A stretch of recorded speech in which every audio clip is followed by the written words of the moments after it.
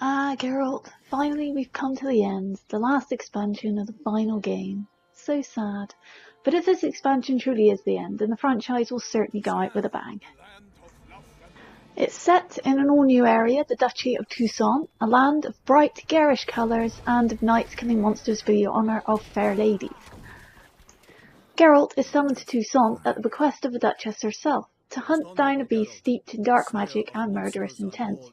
It seems the creature has developed a taste for murdering nobles, and with the tourney imminent, the Duchess offers Geralt great riches should he take the beast down. It's not long before Geralt finds himself knee-deep in severed limbs and chasing a powerful yet clearly sentient killer. I think the enemy wins it on finesse here, Geralt. Just saying. And if you happen to think in all this, the great lady who summoned him will be sitting on a ducal throne, barking out orders, then you're in for a surprise, as even her wardrobe can't dissuade her from taking active interest in affairs.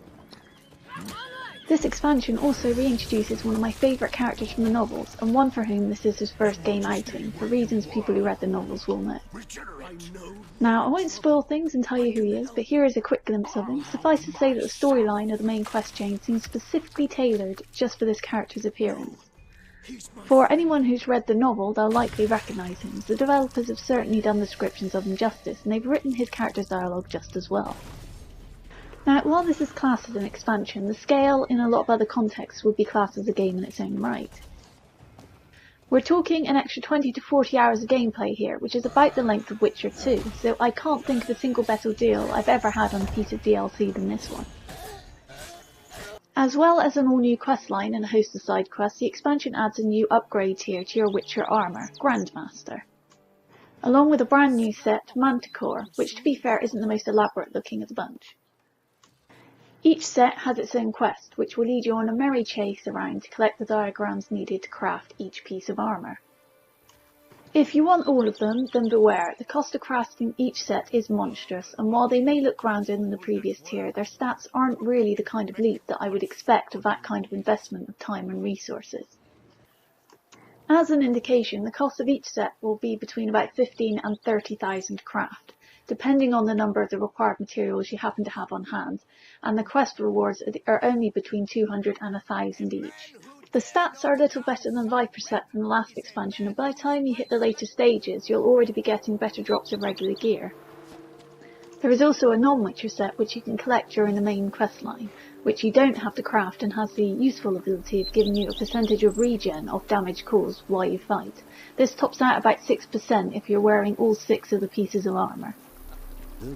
Also added is the mutation ability tree, which is unlocked by following a quest given in the early stages of the main quest chain, suggesting you look into a certain individual who has spent years researching Witcher mutations.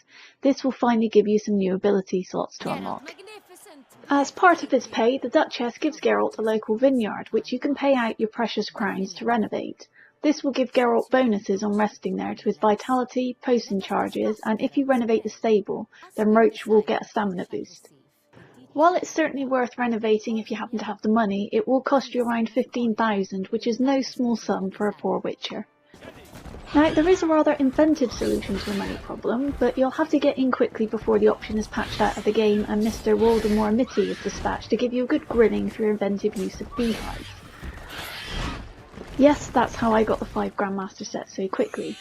Anyway, other than the seriously unbalanced economy which encourages you into game exploitation, I've really loved every second of playing this game. The world and plot is just as rich as the main game and previous DLC. This is by far the best example of an open world action RPG I've ever come across, so unless action RPGs bring you out in a rash, unlikely, I strongly recommend that you give this game a try if you haven't already. I honestly can't think of better value for money in terms of sheer hours of gameplay and the quality provided. It really is just exceptional.